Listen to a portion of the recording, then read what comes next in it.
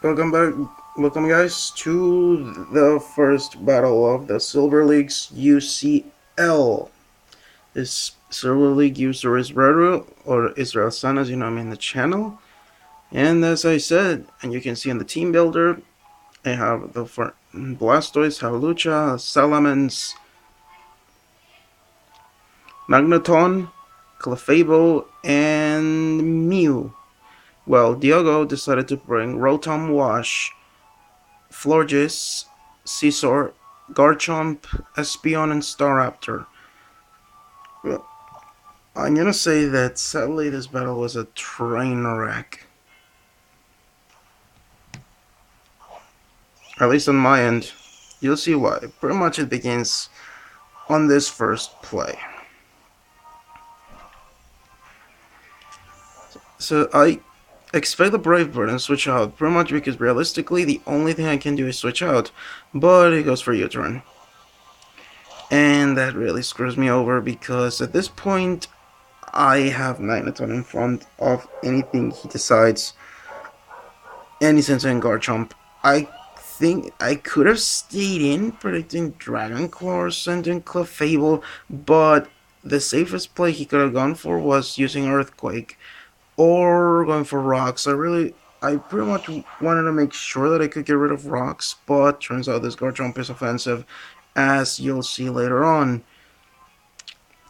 He sends in Rotom, and of course I'm gonna Mega Evolve and fire off an Ice Beam, thinking maybe he'll stay in and set up Rocks, but nope, no Rocks. And I fire Ice Beam, which doesn't do much to the Rotom. I lead into Mew, it's into Mew again to go for Volt Switch, and on the incoming Volt Switch, and it ends up I go in case he goes for Will-O-Wisp, much just to get the synchronized going. He switches into Espeon, and I go back into Magneton expecting Gleam, Psyshock, or something, but he uses Shadow Ball, and this Espeon is Choice Scarf. So very much this Espeon is the reason the battle went the way it went, partly. The other is his Florges, as you'll see later on. I try to get paralysis on this thing pretty much just to get rid of it, but nope, no such luck.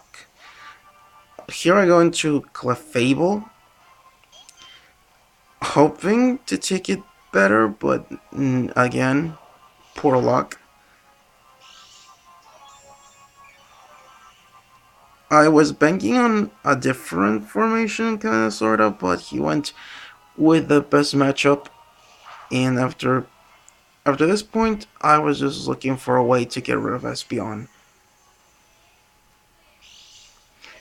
Unfortunately for me, that switch in doesn't happen. I don't like carrying Protect with Wish because it neuters Clefable in a way, and I needed to have Flamethrower in case he sent in Scizor, but no such thing. Here he goes for Shadow Ball, and it does way more damage than I wanted it to do to Blastoise. And after going through that, he uses Shadow Ball. Of course, there is no reason for him to go for anything else, and I fire off a Skull, effectively getting rid of Espeon.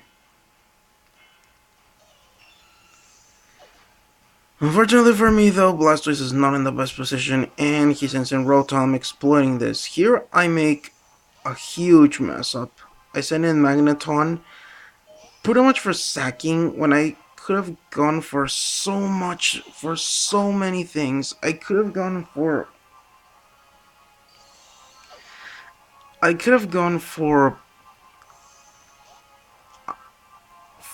sacking Clefable, that was not as important. Though then again, Magneton also wasn't either, but here I go into Hawlucha thinking I can set up here. Maybe he goes for Calm Mind, maybe he goes for Toxic or something, but no, he goes for Moonblast. Unfortunately, at this moment, I had lost all my my relative checks to this thing, essentially, because Magneton was gone and Clefable took way too much damage. I go for Poison Jab, hopefully getting the effect, but I don't. And Florida survives with way more HP, which tells me that he invested this thing in defense. It seems frail on that end, but it's not as much if you invest DVs on it. I know because I use my own Florges. From time to time, that is. Here's Blastoise, pretty much hoping to get rid of it with a Scald. And nope. But this is entirely my fault because I did not prepare accordingly to deal with this thing.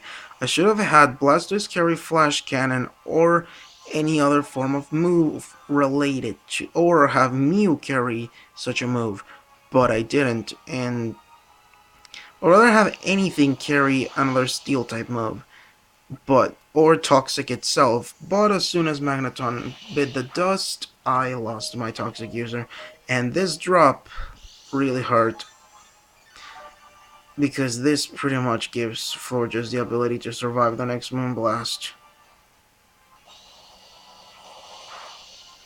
Yep, and Blastoise bites the dust here.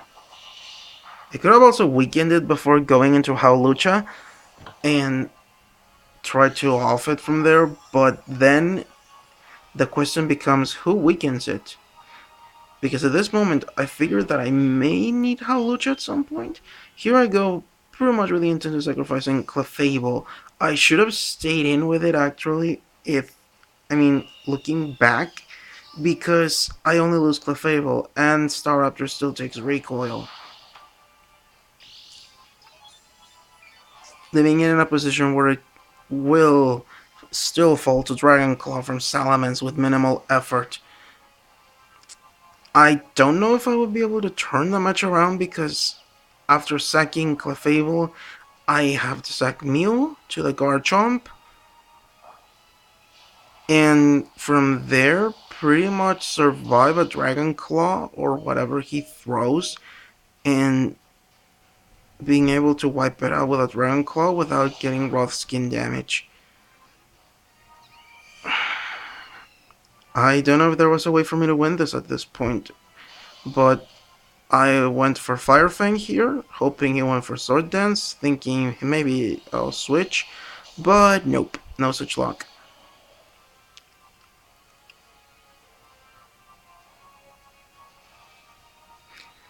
Here Caesar takes care of Salamence, and I go to Mew.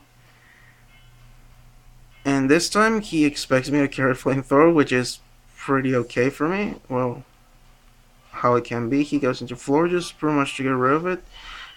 Pretty much to see what I would go for. But that's pretty much pointless at this moment. I did not want to reveal that he was scarfed, but it didn't matter in the end because, as you'll notice, when Garchomp happens, well, at this moment, Garchomp fires Earthquake, and at this point, there is nothing more I can do. I'm just gonna. That's pretty much it. There's nothing more I can do at that point. And Garchomp fires an Earthquake. Mew takes it, but I don't have Ice Beam. I got Energy Ball. Anyway, if I did, Caesar finishes the job. So there you go. And so that's the game. Great game, Diogo. I'm gonna have to get better at this tournament, but whatever. This was his son, whichever you prefer. Thank you guys for watching. See you next UCL video or next LP video.